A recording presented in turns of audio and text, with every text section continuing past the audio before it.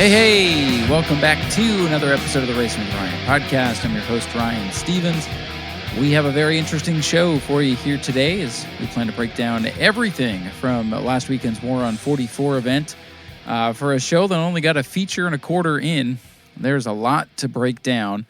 I know there's a lot of confusion probably still after that Superstock race, so I'm going to do my best to try to unwind everything as, I was right up there in the tower listening to everything Race Control said, so I know there might be some things that seem confusing or backwards or this and that. Definitely some things to clean up, and we're going to go into all of it in depth here on the show today. So I'm sure a lot of you were hoping we wouldn't glaze over all that, and believe me, we're not going to. And if it makes you feel any better, we had a very long meeting after the race to make sure that a show like this does not happen again. But part of me thinks it's a byproduct of what's kind of come out to a race a month. And we've had different people race directing. I think we've had 3 different race directors this year, and we had a different score the other night. And, a lot of those things just kind of, it shows why you need consistency. You need the same people up there every week. I mean,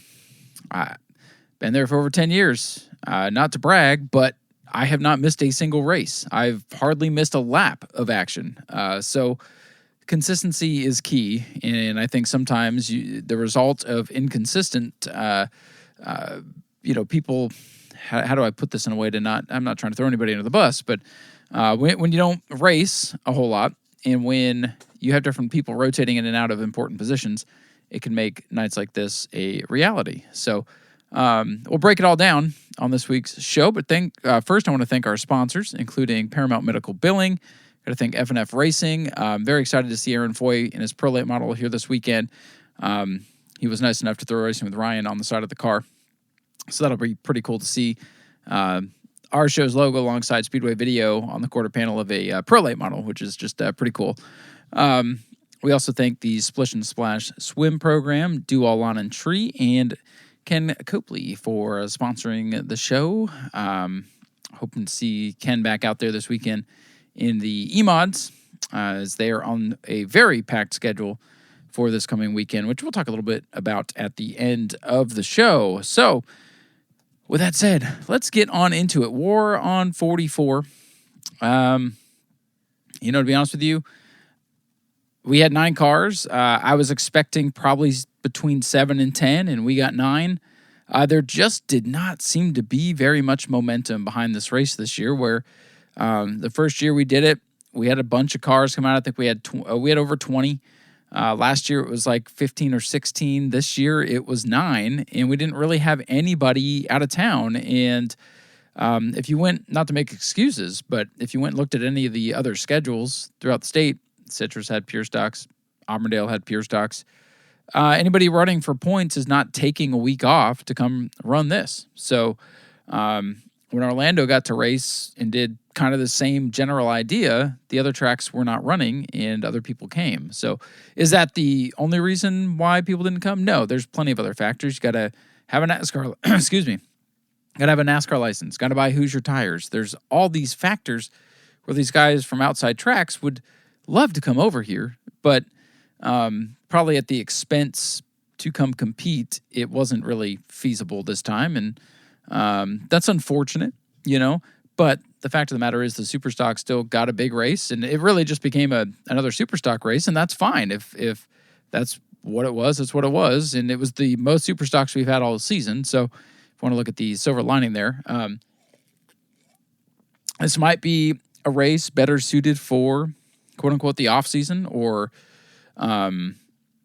during the later summer months when the other tracks aren't running. I just don't know that this was the best time to have it on the schedule. I'm glad it was on the schedule. I love this event.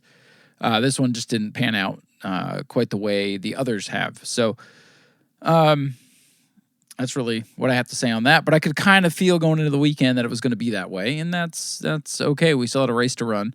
But unfortunately, it was a race mired in controversy, and not because there was a big wreck or, some wild moment that happened, like with the leaders wrecking each other or people hitting each other under caution or something like that. It was just a kind of a messy race. It started off perfectly fine. Justin Spears would set fast time in qualifying. The invert was only a 2, but that gave George Spears the pole, and he was able to establish the lead early. We got some good battling between Justin and George as they would run side by side for a majority of the mid portion of the event. It was pretty fun to watch. You could tell the outside kind of had the momentum. It had the advantage, but it looked like Justin Spears' car was a bit quicker, which unfortunately we found out some things after tech on that car, but some say it's not a performance-enhancing issue, so maybe that car is just really good right now. But it kind of looked like, and just watching enough races in my tenure, it looked like Justin had the best car, George had the best track position, and they kind of yo-yoed it out for a little bit. Once Justin got clear, it was his race to lose. And then things got interesting. We had a spin from Sean Held. He got loose off of turn 4 and hit the outside wall with the rear end, did some damage. And that's when it kind of set up all the funky stuff. Under that caution, we had issues when we go under yellow. The scoreboard would do funky things, and it would like revert back to lap times or something like that, and not the actual running lineup. And it showed the 56 in like second place or something, Bobby Holly, but he was not. And he was instructed under this caution multiple times to get to, I think he was running in the 4th position at the time. And he was instructed multiple times by race control. And honestly, race control is being pretty generous about it, which I like being generous to a point. I don't think, in the heat of battle, I don't think you want to just reach in and handcuff a guy and yank him out of the car. I just feel like it comes to a point where if the show starts to get held up by someone not listening, the black flag needs to come out. Repercussions need to happen. If your race monitor is not working, or you cannot hear race control, I feel like it is the responsibility of the driver, even if that means you pull down to turn 4, talk to Eric, be like, hey, my thing's not working. Why am I getting black flagged? It looks so much better if the driver takes some responsibility. I get you don't want to give up your track position. You want to try to fly under the radar, but as one of the rules for safety, everybody needs to monitor race control. And when it holds up the show and it makes you look bad and it makes us look bad, 2 wrongs don't make a right. So we had to deal with Bobby Holly, and we pulled him in, and he was telling me after the race, he's like, I'm running radios, and that's fine, but if the spotter isn't listening to race control either, and nobody is relaying what is being told to you after several laps, that's a problem. So ultimately, by the rule, that's grounds for disqualification, but they opted to allow him to consult with the tech officials, and they allowed him to go back out. But he was given a 1-lap penalty. So Bobby Holly was effectively 1 lap down. So we restarted the race. We had to get the show back on the road. Restart the race. On the restart, Bobby is supposed to be on the outside of the longest line. I went back and watched the video. He was not. So basically his 1-lap penalty stands, and he scored 1 lap down. But then we had a caution, and this is where things just fell completely off the rails. Tyler Pernesti battling with George Spears for the runner-up spot at the time. They get together. Both cars spin out. Bobby Holly spins to avoid. He's not involved in the caution. But this is where things just got really, really silly. So Tyler Pernesti did not tap out. Pernesti and Spears involved in the caution. They go to the back of the field. The problem is, at this point, there are 4 cars on the lead lap. It's leader Justin Spears. It is now second-place driver David Gould, who's been hanging out at the back of the lead lap for much of the race. He's going through some health stuff. He was out there to be out there. He didn't want to be in the mix of things, but that's where the confusion came in for a lot of folk. And then, of course, you have Tyler Pernesti and George Spears, who just spun out. So they are to go to the back of the field as being involved in the caution.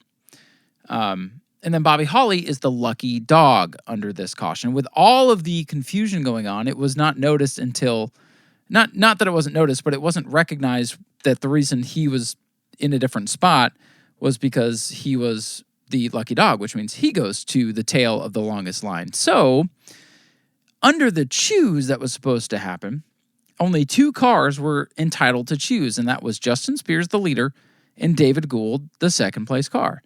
Well, David Gould did not want to take, quote unquote, the second position on the restart lineup, and that just messed everything up. So when he decided that he wanted the rear, it confused Bobby Holly, who I guess, since his race receiver or whatever wasn't monitoring properly, or he was not listening to her, he was not aware at the time that he was 1 lap down. So he's trying to come up and pass everybody. David Gould is not taking his spot. So eventually, I turned around and said, hey, I think this would just be a lot easier. We're at the end of this race. We got half the field either a lap down or involved in the crash. Why don't you just go single file? So trying to mercifully get the field to line up and running 10, 15 laps of freaking caution we're losing the crowd. The event is turning into a joke. And they pull the cars down pit road. And then what Jeremy said is, all right, we're going to send the trucks out. And that would have been the perfect timeout. You put the super stocks on pit road, you let the trucks go out, run their race, then you send the super stocks back out. And sometimes that needs to happen. Get these guys' mindset back in the game. But we just pulled the super stocks down pit road, lined them up, and decided to go back racing. And we just decided to go back racing from pit road and not from like with the pace car and pace laps and all that stuff. And again, it was said multiple times by race control, we're rolling from pit road and we're coming to green, like dirt track style, like they do with the heat races at Volusia. They roll off pit road, they come around, and they go green. And that's what was said multiple times on the race receiver. That's why it's important. You either need to have your spotter monitoring that, or you need to be monitoring that. And it's very important that you listen. Because sometimes for the sake of the show, things have to happen, and everybody's got to be on the same page. So we came back to green. The Spears brothers, and the reason the restart lineup was the way it was, David Gould refused to take the second position. He dropped to the rear. Bobby Holly was supposed to be at the rear because he got the lucky dog, but he's back in the lead lap. So it basically went George Spears back to second, Tyler Pernesi back to third, because that's where they were running at the time of caution. And Gould elected the rear. And Bobby Holly had to go to the rear because he was a lap car. And I think even he went around Gould. So it was just a cluster. I mean, first of all, the car count wasn't there to begin with. And then half the field had dropped out at this point. Half the field is either under penalty. And when I say penalty, I just mean they were involved in the crash. So their penalty cars don't get to choose. Penalty cars in the sake of who gets to choose. You got the only other car allowed to choose not wanting his spot. It was just chaos. But if you break it down and you think about it like that, it makes sense. Is it a good look? No. No, it's horrible. It looks terrible. But once they ironed it out, race control had it right.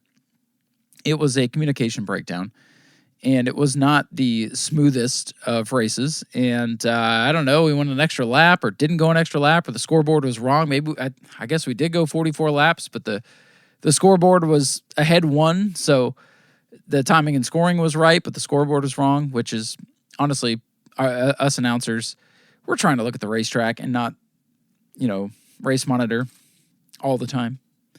We want to be able to see what happens. We want to be able to call the race as we see it, not off of monitors, not off of timing and scoring. So my apologies, our apologies. We go with what's in front of us. So the end of the race was kind of confusing. The restarts towards the end were confusing.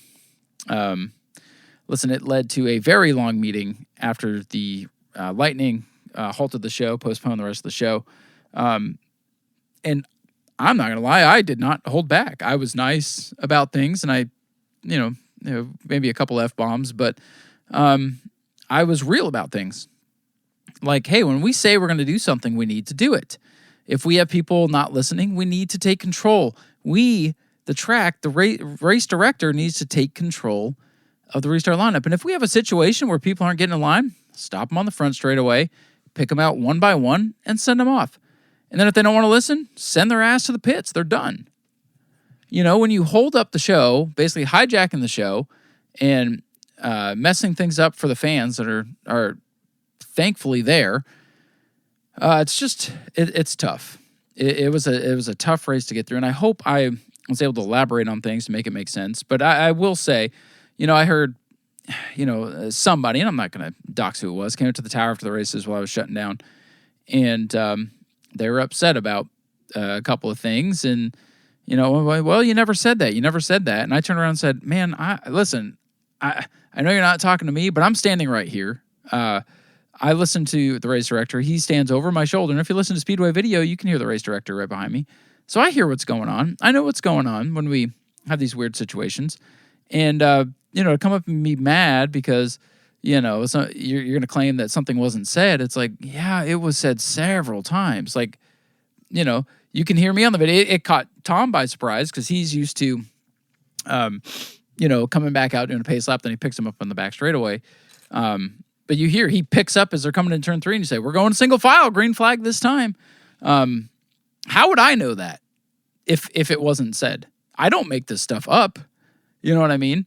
And honestly, I don't listen to the radio. I don't have a radio in my ear because it distracts me. But the race director's right over my shoulder. So I don't, I'm hearing those words audibly behind me, and that's how I know what's going on. So to be upset because you claim that it wasn't said, or that's just, I don't know. Get better earpieces. Make sure it's in your ears. Have your spotter monitor it as well. I know that may seem like, oh well, it is the driver's responsibility to be on the same page as the race director. It is the driver's responsibility to look semi-professional. I get it. This is fun Saturday night short track racing, but the fans deserve a good show. And listen, sometimes we make dumbass mistakes up there, and you don't always have to agree with the calls. And I respect that. I respect when you want to challenge something or you want to understand something, because that's fair. It's probably not easy when you're in the heat of battle behind the wheel of that race car to completely understand 100% all the time what exactly is going on. But that's why the race receivers are so important. That's my 2 cents on that. So end of the race, though, Justin Spears would walk away to the checkered flag ahead of his brother George, and third place Bobby Holly. And I will say, Zach was doing his interview with George, which I finally got to listen to. George always does a great interview. Always telling people to grab a friend and bring them with him to the next one. George is a great promoter down there in Victory Lane. But while that was going on, Zach was interviewing George. Bobby Holly was frustrated and yelling at me, and I don't take it personally. He was heat of the moment. He was hot. I get it. But he hops out of the car. And it's like, I got radios. And I'm like, okay. The issue is receiver. So then he's like, yeah, the restart. And then I try to explain to him. And, I almost wanted to be like, well, Bobby Holly's having a moment down here, so we're just going to go back racing. But I'm like, nah, he can at least go thank his sponsors. And honestly, I'm at the point where I've been doing this long enough where I'm not afraid to get them to speak their mind. And, hey, something's bugging you. What is it? You want to yell at me about it. So what is it? He's just got a lot to say. And this time he just kind of agreed it was something. And we left it at that. And he got to thank his sponsors, because that is important. The sponsors are always important, even if somebody's frustrated. And I think maybe Ryan of 2-3 years ago probably would have been like, screw this. I'm not dealing with this. But where I'm at now, I can have somebody get out of the car after a long, hot race, a frustrating race, and understand, okay, they're frustrated. You probably in 2 minutes can't explain it and make them rationally accept it. So I was able to just kind of be like, well, that's all right. We're just going to go do this interview anyways. And if you don't want to talk, you don't want to talk. This is his time, not mine. And it's all good. And I don't take it personally. Bobby is one of those guys, man. He is such a joy to have at the racetrack. He's just a good old boy.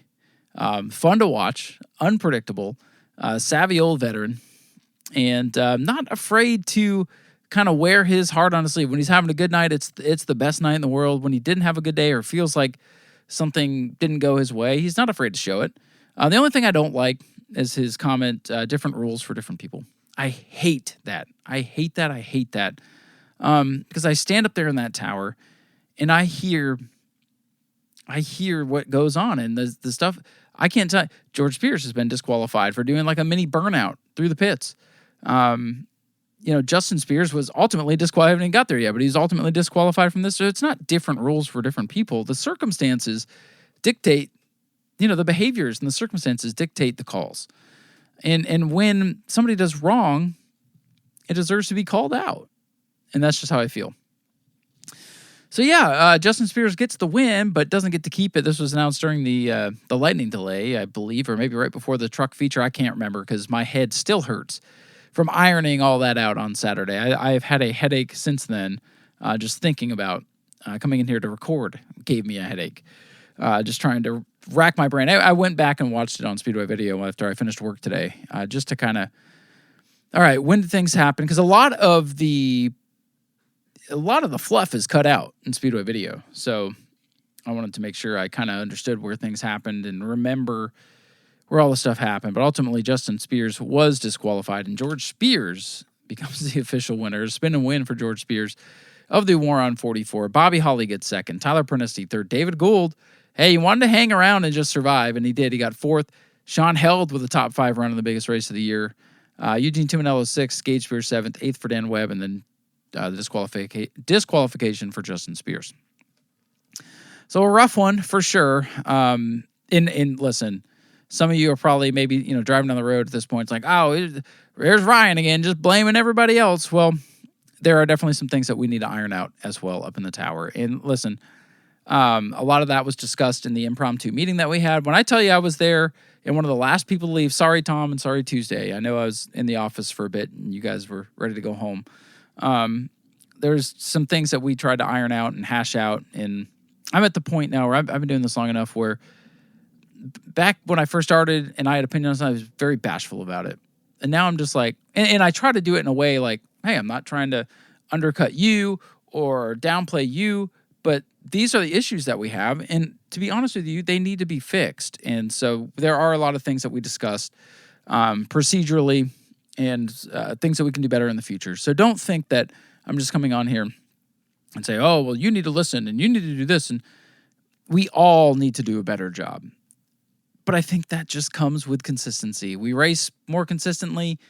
We iron things out better. It's almost like, I feel like every time we've had to race, every time we've been lucky enough to race, it's like starting the season over because we've had so many washouts, so many cancellations, so many different people doing different things, just trying to make ends meet. Because in today's day and age, the racetrack ain't paying a whole lot of money. And maybe other things become important to other people and they got life activities going on. And it kind of turns into a rotating cast of characters that we're able to, Rusty had to flag a couple weeks ago just so we could race. Rusty's had to race direct this year. Rusty's had to, do a lot of different things, but that just the rotations, if you've missed a week this year, you've missed a month and a half, 2 months, perhaps in between races. So consistency and ironing things out is definitely top priority and a smooth show. Why it takes 5 minutes between heats, I don't understand. I know other racetracks that have electronic timing and scoring, finish a heat, roll the next one out. If that means 3 or 4 pace laps, it's fine, but get some damn cars on the track and give your announcers a chance to give a starting lineup and sell a hot dog in between and tell some stories if that's what it takes. But don't just sit there in the pits with nothing going on. That's been one of my biggest gripes. Keep the action moving. We got to have an intermission. We do, in fairness, we do need to give the scorers time after the heats to get the feature lineups. And sometimes it's a rush because the heats took too long. We had that little rain shower come through before one of the heat races, and that set us back, and we had to cancel the autograph session. But, people need time to breathe. People need time to work. But we need to keep things rolling, and we need to do it smoothly. And that is just something that I'm not going to be bashful about because I know it can be done. I've seen it done. I've seen shows with 12 heat races, a consolation race, last chance qualifier, and 3 or 4 features be done in 2.5, 3 hours. And that's the sweet spot. Get the show done in 3 hours. Get everybody in and out by 10:30, and people are happy. Once you creep past 10:30, people start to just not even care. And that's just that's just the day and age we live in. So there was other stuff that happened on Saturday night. The Pro Trucks got out on track, and boy, it was touch and go whether we were going to be able to get the trucks even going. As if you watch some of the videos, you'll see the lightning you could see it. But we do have a lightning radar up in the tower that we use, and it was, guys, we were right on the edge. The first lightning strike that would have taken us out happened under the cleanup of the red flag. So, and then, we didn't really it wasn't really rain that derailed us. It was the lightning, because we were right on the edge of that storm, and the lightning was just all around, and it finally rolled in close enough. It was striking across the street. I mean, we had to put it on ice, and we did get some rain while we were in having the meeting. When I came out of the meeting, things were wet out there, so we did get rain, but the lightning definitely is what put the show on ice. Let's see, we did got all the heats in, so now we'll talk about that later. Pro Trucks got to hit the racetrack, and we got 4 laps in, and then we had a big crash, and I've watched it several times on Speedway video. It looks like everybody was impatient to me. 3 wide from 4th or 5th on back, and big wreck on the back straightaway. Brooke Ollie is on the outside, Nolan Mace's in the middle, Timmy Todd's on the inside, and they squeezed together off turn number 2. Kind of, Brooke kind of went up a little high in the corner, and people showed their nose, and they all came together off the second corner, and Brooke gets turned around, and it was a big pig pile, but a lot of people just kind of piled in. The significant damage was to Richard Griffiths in the 5, and then the 9 at Ross Francisco, who, these guys are back behind the wreck, and it just falls into their lap, and then they ended up with the most damage. And with that cleanup and everything going on, we did not get to resume the race. So the big memory from the trucks is the big wreck. Now, a significant thing with the big wreck, and this is where it's going to benefit those involved, where typically it wouldn't, when the makeup happens on the 27th for Family Fun Night, it'll be the first race of Family Fun Night. It'll start at 6 o'clock. It'll be a resumption of the race. So I think we're at 4 laps complete. So basically, the scorers are going to realign the field just like we would if we were coming to a restart. So, the guys that went off on the flatbed, if they're able to get it fixed, they'll go to the back of the field. Everybody else will be able to keep their position pretty much. And we'll go back to wherever. And I don't want to say back to the last completed lap or whatever, because they will work. The scorers will have a restart lineup just as if we were coming to a restart. As if just pretend the race is pause. We had the big wreck, pause. The benefit for some may be at this point, everybody came to pit road. So it'll probably just be, whatever the scorers decide is the right restart, which in my opinion, because normally it would be, we go back to the last completed lap minus those that came to the pits. No, you could argue, say, hey, the 9 and the 5, they went on the flatbed, they were definitely coming to the pits. I would agree with that. And then I would say everybody else, go back to the last completed lap, but that is up to scoring. I just want to make it known that this is my opinion and probably what will end up happening. And this could be a benefit for some of those that got torn up, because now they'll have 2 weeks to get it fixed. And sometimes that's just the circumstance of a given race night. Sometimes, it falls in your favor. Sometimes it doesn't. So when we come to the 27th for that Family Fun Night, we'll resume the 3 features that did not get complete: the trucks, the bombers, and the ground pounders. So instead of doing heats at 6, we're going to do the makeup features, and then we'll do pill draw features at 7:30 for everything else on the card. It'll be a fresh show. Rusty has made it very clear.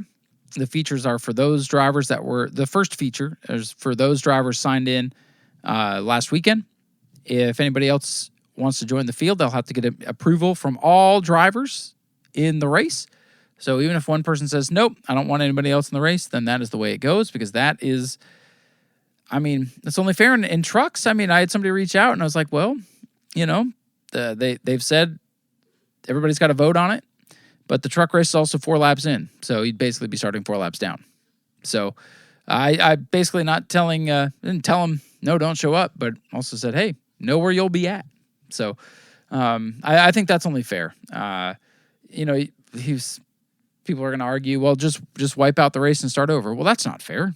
The race started. That's, you can't just throw 4 laps out. I mean, if a NASCAR race gets 4 laps in, it gets postponed the next day, they don't just restart. If it gets 44 laps in, they don't just restart it. So I get it. It's not NASCAR, and unprecedented things happen. But the race has started. We just got to pick it up from where it was. And, the Bombers will start fresh at 0 because they didn't start the race. Same with the Ground Pounders. And Family Fun Night's going to be pretty wild in 2 weeks. Again, we'll start the show with the makeup features, and then we'll have a brief intermission, and then we'll go right into a second round of features. No heat races. We're just trying to keep it simple. I don't think anybody wants to be there till 2 a.m. Let's just be realistic. So that is how things are going to go for Family Fun Night at the end of the month. But this coming Saturday, got a big show. We got 2 60-lap features, one for the Pro Late models and one for the modifieds. Plus, we're going to have the E-Mods, the Sportsman, the Bomber Bs, and the 602 modifieds on the schedule as well. So big night of racing coming up. I already have 8 or 9 Pro Late models signed up, 4 or 5, maybe 6. Yeah, we'll say 6 because Jerry Simons, he's going to be there. Modifieds that we know of. And this is early week recording, so those numbers will hopefully pick up. So that should be a good show. Looking forward to, again, kind of wiping the slate clean and going in with a positive mindset. We're going to have a fun show on Saturday and enjoy what we get. So, so kind of a weird, chaotic night that, again, got cut short by weather. That's kind of been the story of our season. A lot of weather-related hiccups this year, and that's just the way it goes. So let's wrap all that up. Let's head over to Pocono, where we got some NASCAR racing in this week. We had Xfinity, and did trucks race? No, I don't think they did. I think it's just Xfinity and Cup, right? Justin Allgaier won the Xfinity race on Saturday. I did come home and watch that one, kind of. I was dozing off towards the end, but Allgaier won that one. I also watched the NBA Finals. Congratulations to the Knicks. That was kind of cool. But the Cup race on Sunday went pretty much, I think, how everybody expected it to. Denny Hamlin, for the 3rd straight week, qualified on the pole. Kyle Larson led early. Denny Hamlin got shuffled around a little bit due to strategy and pit stops, but was able to get back in control when it mattered. Let's see, stage 1. Hamlin did win stage 1. Then he lost control of the race through the middle portion. Again, just trying to position himself to the end of the race. Stage 2, kind of a surprise here, was won by Todd Gilliland in the 34. But that was the last you would hear of Todd Gilliland for the day. Typical Pocono race, a big wreck on the front straightaway. And then not much else happened. Let's see, was there any other wrecks aside from the big one on the front straightaway? No, I don't think so. Debris, we had a couple people. We had somebody lose a wheel. I think it was Casey Mears. But yeah, pretty typical Pocono, track position, a little bit of strategy. 17 lead changes on the day, so not terrible for Pocono standards, but it just seemed inevitable what was going to happen at the checkered flag. And sure enough, it was Denny Hamlin who would be in control, have the best track position, and chase down a Christopher Bell, who was in major fuel-saving mode. Christopher Bell was trying to stretch his fuel and perhaps steal a win, but Hamlin had all the fuel he needed, had new tires, was able to chase him from, 25 seconds back or whatever it was, and he would take the lead with, about 4 or 5 laps to go? Let me see, what does it say here? Hamlin would take the lead on 150. Yeah, he would take the lead with 5 laps to go and lead the final 5 laps and pick up his 4th win of the season, 3rd in a row. Man, should have won the Coke 600. Probably was going to win that race if the weather didn't cancel it. Won the All-Star race. So, yeah, Denny Hamlin is on a tear right now. Tyler Reddick, who's had that big lead for much of the season, we're going to see how much that point lead has evaporated. Even though Tyler Reddick finished 2nd on the day, those 15 points for winning a race are really turning out to be a huge deal. It's really helping, if you get a win and you're having an okay season, it really will give you what you need, I think, to propel you towards a chase berth. So, or, a potential championship berth here for these guys that are hanging around the top 5, top 6 in points. So, Denny Hamlin does get the win. Tyler Reddick was 2nd, William Byron 3rd. John Hunter Nemechek had a great day, led 42 laps on the day, and finished in 4th position. John Hunter Nemechek was my pick in 36 for 36. Last week, remember, I picked Tyler Reddick, and it did not go my way. John Hunter Nemechek, you got to pick one driver. You got to pick, the driver at least once. So I picked Hunter Nemechek this week, and it worked out. I'll take a fourth place for a John Hunter Nemechek pick. I mean, the guy ain't going to win a race, so if I can get a fourth place at a place like Pocono, I'll take it. It was kind of a throwaway. Although, looking at how he and Jones have been running lately, I wouldn't say it was a throwaway. It was just kind of a strategic, got to pick them, get them while they're hot kind of pick, and it worked out. Kyle Larson was fifth. Eric Jones was sixth. So the Legacy Sports Cars, fourth and sixth on the day. Chris Buescher was seventh. Ross Chastain, not a great day. I mean, almost got lapped in the first segment, but rebounds for a top 10, a much-needed top 10 for Ross Chastain. Still not going to make the championship chase, in my opinion, but an eighth-place finish for Ross. We'll take it. Ty Gibbs was ninth, and Ryan Blaney would round out the top 10. Other notables, Chase Elliott 11th. Chase Briscoe faded late and would finish in 12th. Shout out to Riley Herbst, another solid day, 16th. Austin Hill was 18th. Todd Gilliland, we mentioned him. He won the first stage, second stage, who would finish 19th. Carson Hocevar 20th, and Bubba Wallace 21st. Not good days for those guys. Connor Zilic involved in another incident, but managed a 23rd place finish. Christopher Bell tried to stretch it on fuel, came up short. He would run out of gas on 2 to go, I think, and he would finish in 26th position. So he'll hemorrhage some more points. Ryan Priest, 28th. He ran out of fuel there at the end, too. SVG got involved in a wreck, finished 31st. So he's looking forward to the next 2 weeks with the road courses for sure. Joey Logano had a good run going, got crashed up and finished in 34th. And Brad Keselowski caught up in the big wreck as well. He would finish dead last in 38th. So typical Pocono, you had some action. You had some pileups. And Denny Hamlin reigned supreme once again. So let's head on over to the point standings after this week, because there has been some movement. We got some new drivers in the 16. So let's take a look at it. Let me refresh the page here on NASCAR.com. I just always have this page open. Try not to shut this dinosaur of a computer off because it takes 3 days to turn back on. So looking at things now, remember Tyler Reddick for much of the season has had like a 100-point lead. That has shrunk down considerably to just 19 points. Tyler Reddick leads Denny Hamlin by just 19. That is pretty wild stuff. Ryan Blaney third. He's 165 points out of the lead. So it is a two-man race at this point. Chase Elliott fourth. Ty Gibbs fifth. I mean, he got the win at Bristol and has been pretty quiet since, but still sitting fifth in points. Kyle Larson sixth. Up one spot this week, Chris Buescher. Nobody in the top six changed position, by the way. Then Chris Buescher is up one. Daniel Suarez just having a very solid year. Remember, if you remember my predictions at the beginning of the season, was not high on Daniel Suarez, but man, eighth in points, moving up a spot this week. Kudos to he and that team.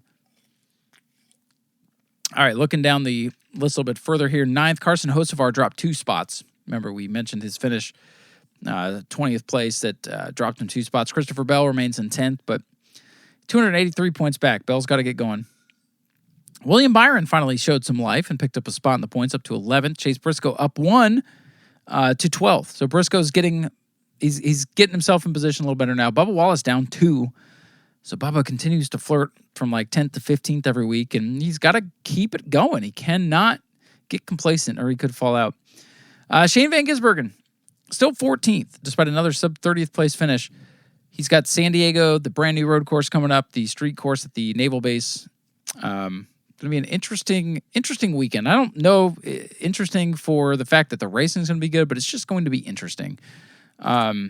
In my opinion, we should be racing at actual racetracks and investing in actual racetracks and not spending millions of dollars on temporary circuits just for the aesthetic. But that's just the race fan in me. But anyway, SVG, he's got to get max points this week at San Diego. He's got to get max point the next week at Sonoma, the last road course, to kind of keep himself above water because he's not that many points ahead of these other guys. Because we got a tie for 15th. Eric Jones is up 3 spots to 15th, and Jones is just 6 points behind Shane Van Gisbergen, and he is tied with Austin Cindric for 16th. So SVG right now is only in by 6 points. If for some reason he has a bad week in San Diego or Sonoma, he is going to be in big trouble. If he doesn't win those 2 races and get he may not get max points with the stages and the strategy and flipping the stages and all that. But if he has a problem at either of these two road course races, I don't have much confidence in him going down the stretch here in the summer months. Eric Jones, got to give him a shout out, up 3 positions, up into the top 16 for the first time this season, at least relevantly. He might have been after Daytona and Atlanta, but Eric Jones, boy, Legacy Motorsports Club has really turned it up the last month, and I like to see that they are reaping the rewards at this point. Jones is going to be fun to watch. If they can keep up the hot streak, I feel like he could make the chase. We'll see if the magic continues. Road course is going to be tough for him, I believe. Austin Cindric, again, holding on to the final spot by, 53, 4 points over Brad Keselowski. So just 4 points from 16th to 17th. Brad Keselowski falls out as Jones moves in, by the way. Joey Logano also falls out this week. He's 334. No, he was actually 1 spot out last week, so never mind. Scratch that. Logano falls 1 spot further down, and he is out of 16th. Let's see. Let me do some quick math. 11 points out. So Ryan Preece down to 19th. McDowell 20th. So guys, we got to watch. AJ Allmendinger, 2 road courses coming up. This is his chance to maybe get his name back in the bubble conversation. But again, I just don't have much faith in him for the long haul here. Ross Chastain up 1 spot in the points to 23rd. 2 road courses coming up. I don't really feel good about that. None of these other guys, I just don't think anybody from about 24th on back really has a flying shot at this point. That's guys like Zane Smith, Todd Gilliland, John Hunter Nemechek, Riley Herbst, Austin Dillon, Josh Berry, who's not going to be in the 21. Jesse Love announced in the 21 car this week, by the way. Obviously, Ty Dillon, Cole Custer, they're not going to make it. Connor Zillett, still the biggest surprise to me, is how much he's struggled this year. Couple of good opportunities coming up for Zillett, who is a road course specialist, to get a good result, maybe sneak in a win and kind of salvage something of his rookie season, because he still lies 34th in points and is not, in all likelihood, going to make the chase for the championship. So that is a look at the 16. Let's head on over to the Racing with Ryan podcast Fantasy League. Let's take a look at that. Let's see how we did at Pocono. Like I said last week, pretty straightforward thinking as far as who to pick this week. But it's also getting towards the middle of the regular season, so we might have to be strategic. And again, another subpar weekend for myself. Cole Trickle Jr. gets the win over Obbs Trackhouse. Big Willie was 3rd. Lost Highway Sim Racing was in the 4th position. 5th was Bob's Ford 76 Motorsports 6th. 7th for Staffordshire Motorsports. Then yours truly, RKS Racing in 8th. Zach Dodge 9th, and 10th for Richie Petty. Let's see, what was my roster for this week? Suarez, Jones, Nemechek. So, I mean, it wasn't bad. Austin Hill and William Byron are who I picked. So not bad, but I just, I didn't have Hamlin. I didn't have Reddick. I kind of had to, I had to use some of these guys because I don't want to run out of the superstars here down the stretch. So I went out on a limb this week, and you guys did better than me. So, but I didn't do bad. It's not like I had a horrible week. I just didn't do that great. I was smart enough to swap out Logano, though. He's sitting on my bench. So let me go back to the league here. Let's look at the overall standings. Obviously, with the road course coming up, it'll be pretty easy to tell you what to do this week. But still leading the championship here in the Racing with Ryan podcast Fantasy League is Obbs Trackhouse. I struggle to say that name. Obbs Trackhouse. It just doesn't roll off the tongue, guys. Bob's Fords is in 2nd, but he is 113 points back. Cole Trickle Jr. 3rd, 8 Ball Racing 4th, Zach Dodge 5th, Staffordshire Motorsports 6th, 7th for RKS Racing. That's me, just right there in the middle. Richie Petty 8th, 9th for 76 Motorsports, and Power 93, former champion of the league, rounding out the top 10. So, again, this week with the road course coming up, obviously you're going to want to have SVG. You shouldn't have any problem with usage on him. You should be able to use him, no problem. I would say Connor Zillett is a good driver to throw a bone to this week. AJ Allmendinger. Michael McDowell, I think, is a good pick. Those 4 guys are pretty solid. Then you could use your, look at qualifying.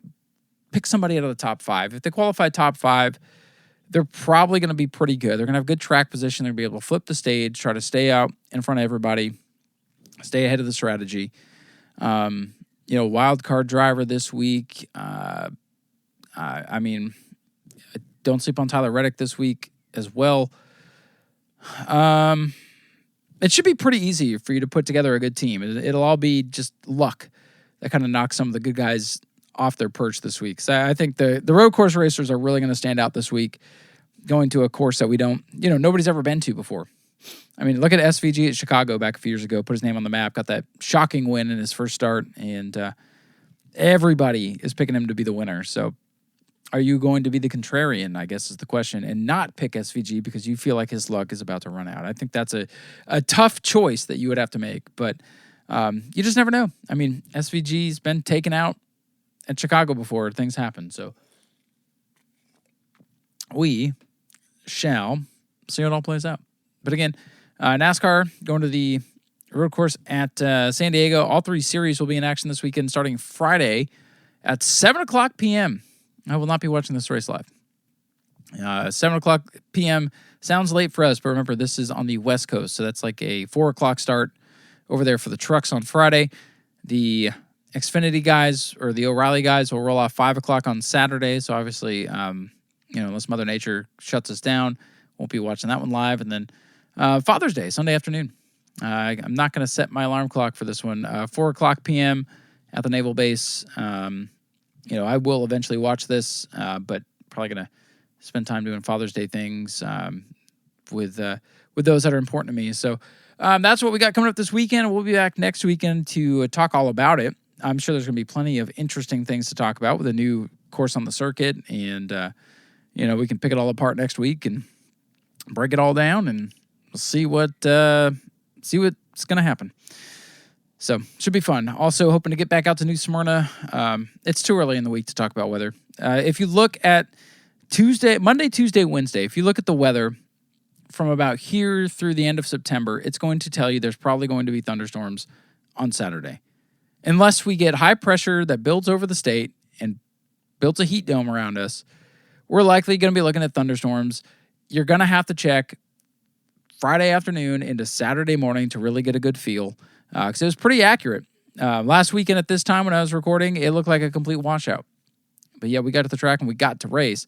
And then, then it looked like it was going to be clear all day. And then it said late night showers. And sure enough, we got a late night shower that ended our day. So don't put too much thought on it now. But by the time you're listening to the show, because by the time I get it out there, we'll have a better idea. But fingers crossed, we get some more racing in. 60 lappers for the pros, lates.